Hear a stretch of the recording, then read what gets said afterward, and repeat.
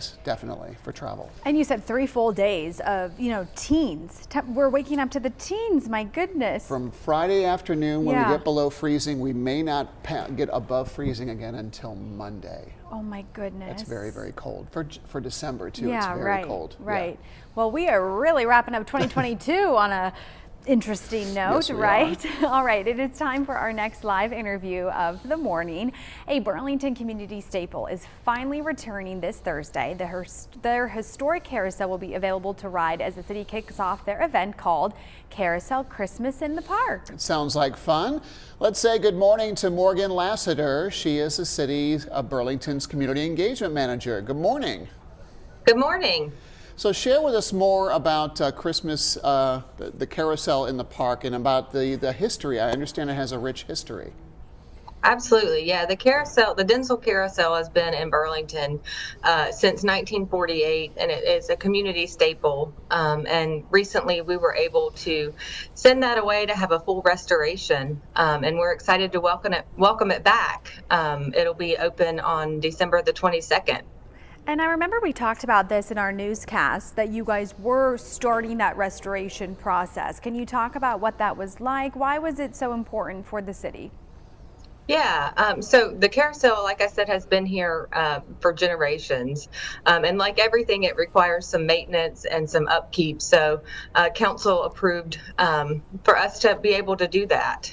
So the carousel was actually sent away to Marion, Ohio, to a company called Carousel and Carvings, where a full restoration was done. So the animals were stripped down, they were repainted in the historic Denzel style, and all the mechanics were reworked. We were able to build a new carousel house that has a glass enclosure, so we'll be able to run the carousel even in some of the cooler months, which, as you were just talking about, we're in that now. And so we're going to open it on the 22nd for our community with a special event called Christmas Carousel in the Park. It's good that the weather is in mind when you're talking about this too. We've been showing some photos, Morgan, about the carousel after the restoration, and they are quite beautiful. A lot of attention to detail. Let's talk a little bit more about the event itself. Tell us about Christmas in the Park. Yeah, so we have done a Christmas in the Park event at City Park for many, many years, and this year it's special because we are opening that carousel. So at 4:30 on the 22nd, we're going to have a ribbon cutting event where we're going to do the ceremonial opening and do that first ride that we're really excited about for our community. And then in addition to the carousel, there's going to be other things going in the park, weather permitting.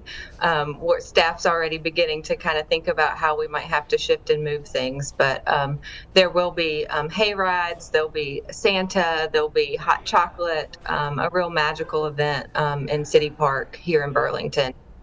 Right before the Christmas weekend, how fitting. Now tell us, what happens to the carousel after the holidays? Does it stay in the park all year round?